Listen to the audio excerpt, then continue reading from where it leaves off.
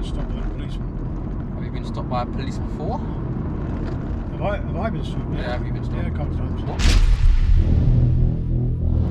Hey, well on guys, MotorAlli here. Today we've got my dad. Say hi.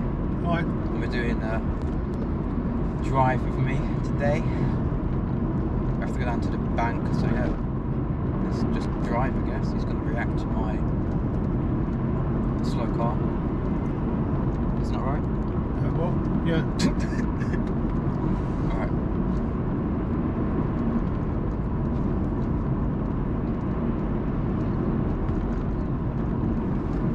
What? I was just trying to see your speed. It seemed a little fast. There's that police car up ahead. You're not speeding, but I didn't. Don't get stopped by a policeman. Have you been stopped by a police before? Have I been stopped? Yeah, have you been stopped? Yeah, a couple of times. What? Right, tell me that. Speeding. Yeah, but okay. Mr. Postman, please stop. Thank you very much.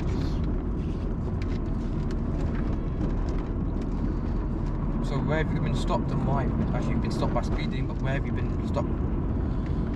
I just don't remember. The last time, I believe... What do you mean by last time? Well, I've been stopped twice. I've only been stopped twice that I can think of for speeding, and last time was in Texas. Right. What are you doing in Texas? I was speeding. Why were you speeding in Texas? Because I didn't think I was going fast enough. Why were you in Texas anyway? Why was I in Texas? Let me think. It was 1986. I was living in Tampa, Florida, working on a ship, and I was due to go down, change ships, go down to Miami, work from there. And it was the time of the World Cup in Mexico in 1986, and I had like 3 weeks off, which I engineered to be around about the time of the World Cup. I didn't get to see the great Argentina game, but anyway, there was no internet or anything to book flights on or anything like that, so the only one I could find, erroneously, was I decided, well, I'll fly to Texas and hire a car and drive down. Yeah. Because we were playing in Monterey, which is like, I don't know, 2 hours across the border. So that was the plan, but when I got into, I can't remember now, it was Houston or Dallas, one or the other. I think it might have been Houston. Anyway, I hired a car. It was going to take a good couple of days to get down. It was sort of Friday, sorry, my leg. And it really started tipping down rain, like I've not seen before or since, even that time when we were in Legoland in Florida. When I was down at 5 miles an hour, like pressed up against the window, I still can't see what I'm doing. It's Texas, isn't it? Well, I wasn't expecting that either, and it was my first time in Texas. And started to pull over for a good couple of hours and wait for it to dissipate. And then I thought, well, I'm really behind time, so I'm now racing down the road. And just like you see in these movies, I passed this in the middle of nowhere on the straightest road you've ever seen. So straight, in fact, that I remember it came up, there was a big sign saying 5 miles or 3 miles, whatever, to a bend. And then 1 mile to the bend, and then you're approaching a bend. That's how straight it was. Just make sure you didn't just plough head on. So because everybody cars cruise control. So anyway, wait, they had cruise control.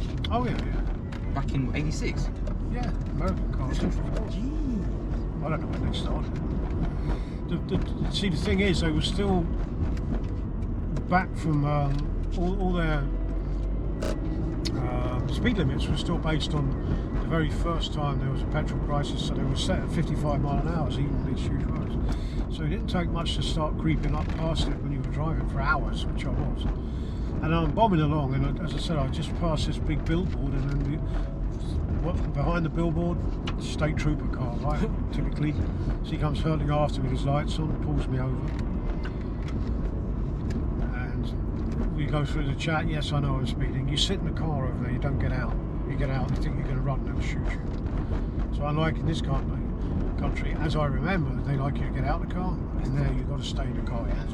So you have to stay in the car While he's chatting, and he says, you know, wow, do I have to do an American accent? Yeah, go and do it. Oh, I can't think it was a Texas one.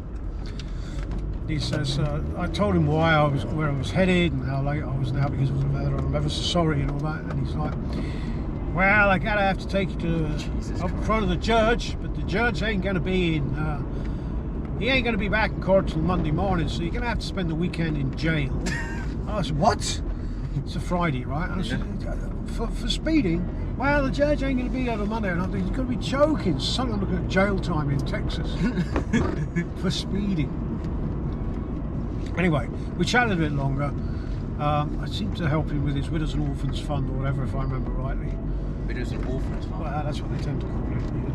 It's a backhander. It wasn't massive, it was just a thanks very much. He gave me a fine, he gave me an on-the-spot fine. I still had it. I used to have the ticket. I think I was on a purge of stuff, I ultimately threw it away. And I ultimately drove off. But for a while there I was bricking it because I was definitely going to jail for the weekend purely because the judge was off for the weekend. So wait, so how did you get a fine instead? I paid him on the spot, physically cash, and he wrote me up a ticket. Okay, fair. And got away. So I was late, well late, and